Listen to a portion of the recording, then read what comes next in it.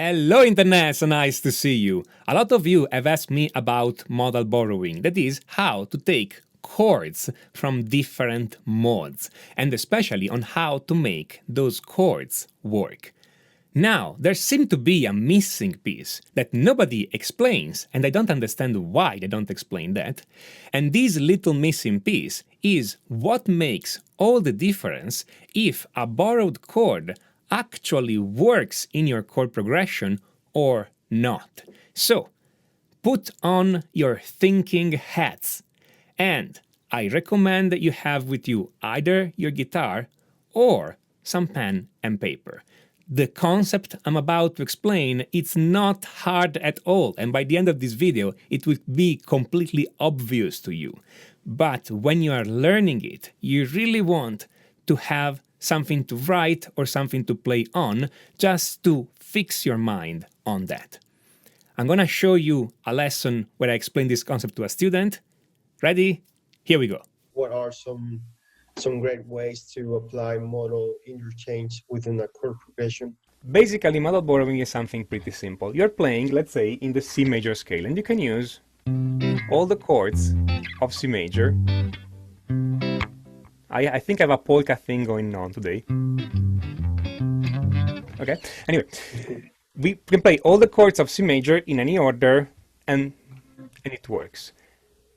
Modal borrowing is when we change the mode of the scale. We go from major to minor traditionally, but we can use also other modes. So I can take chords from the C minor scale and use them occasionally in C major. This is a very specific sound, okay? So I can play my... let me see. What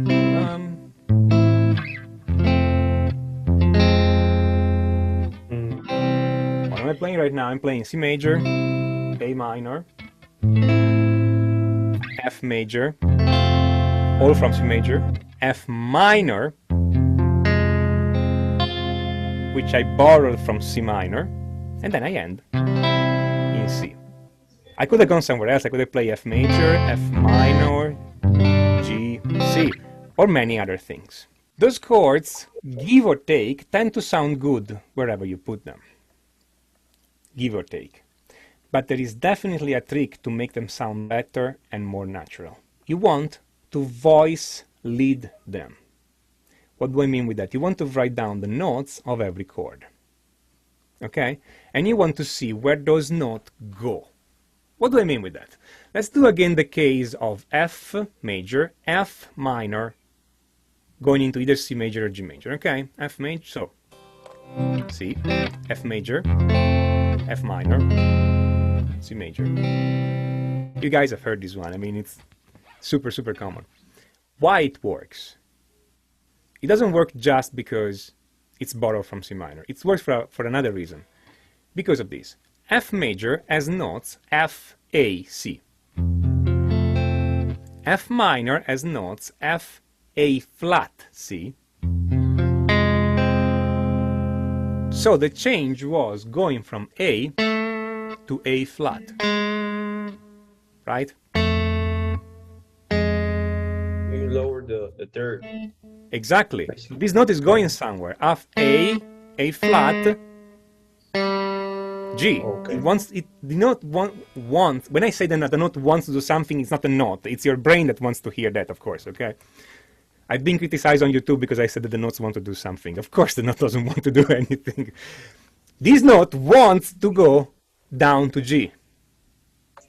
Because you move it A flat, and you create some momentum in this movement. A flat, G, okay? So these F minor will sound best if the chord that follows contains the G note. C contains a G note. Right? Let me put it on the top so you can hear it better.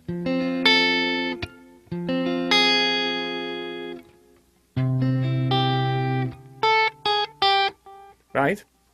Okay. Also, the G chord contains the G note. So, F, F minor, G. After G, you go to C. Also, the A minor chord technically contains that.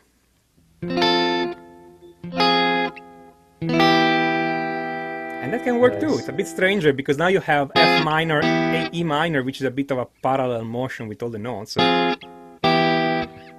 But again, it can work. So C, F, F minor, E minor. From E minor, I will go, I don't know, A minor, E minor, G7, C, boom. Okay, following the cycle of fifth back to the first. So the idea is this. When you introduce a chord borrowed from C minor, you don't just want to pick one randomly. You want to see how the notes move. Okay? Typically, those notes will move down. The difference between C major and C minor are three notes. E becomes E flat, A becomes A flat, B becomes B flat from C major to C minor. Those notes will typically tend to resolve down. So the E flat will resolve down to D, the A flat will resolve down to G, the B flat will resolve down to A. Okay? So any chord containing the E flat will be followed typically by a chord that contains a D note. Okay? So any chord containing A flat will be followed typically, that's all a typical thing. Any chord containing the E flat will be followed by a chord containing a G note. Any chord containing a B flat will be followed by a chord containing the A note. If the chord contains more than one note, you can try to resolve both of them or only one. When you play those chords, you want to play them with the right voicing so that you can hear that. So right now I'm playing these, right? So I'm making sure that this A note in F major, the A flat note in F minor, and the G note in either G or C are close by. They're on the same string for me, but I'm playing them close by, all of them on top of the chord. I could play them on another part of the chord. I don't have to play them on top. I can play them on the bottom of the chord.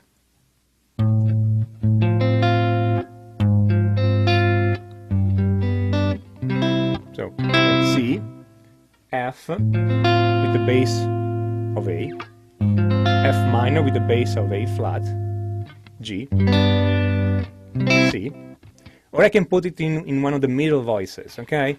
Not a problem, as long as I keep those notes close by. So I'm not playing the A with the note on top and then the A flat, so I'm not playing the F with the A note on top and the F minor with the A flat on the bottom. Now they feel disconnected. See?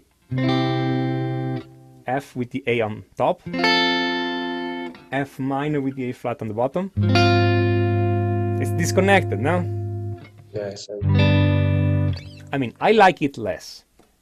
If you like it more, then don't follow what I say and put them in different voices, okay? It's as usual, like I was saying before, it's not, the judgment is not, this is nice or not nice, or I like it, I don't. Those are two sounds. Can you use them? Okay, as long as you know that there are two sounds, what's the difference and how to produce it, you're fine. It's not up to me to tell you which one you like best. Am I making sense? Yes, sir. Very good. Okay, so that's the little secret, if you want, on using borrowed notes, borrowed chords, so the modal interchange. Don't just borrow it.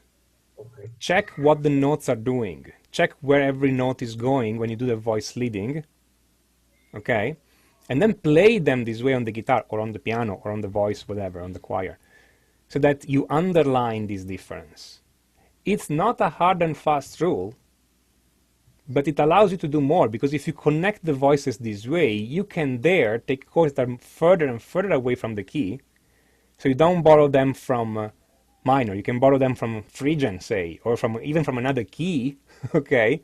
As long as you lead your voices, it's easier for the ear to connect those chords and make them part of the same continuity. you can definitely go too far if you pick chords from completely different keys. I'm not saying no, but this helps keeping things together. So the key to make all those chords work is to become great at voice leading and finding chords in the right position and in the right inversion on your guitar. To learn to do that, I recommend you take a look at my course, Complete Chord Mastery. Complete Chord Mastery, it's not a book. It's a complete video course that takes you from the basics up. We do everything you need to know about harmony and chords on your guitar. All the theory is done straight on the fretboard. There is no theory for the sake of theory here. Everything is immediately practical, and everything is developed through exercises, so you know how to apply these immediately on your guitar. If you have just a minute, click on the link on the top right to check out Complete Chord Mastery. If you like this video, smash on that like button and don't forget to subscribe and click on notification, otherwise YouTube will not let you know when I put up a new video. And if you have any comment, feedback, suggestions, write them down in the comment. I enjoy reading from you and I make videos on your suggestions. This is Tommaso Zillia of musictheoryforguitar.com, and until next time, enjoy!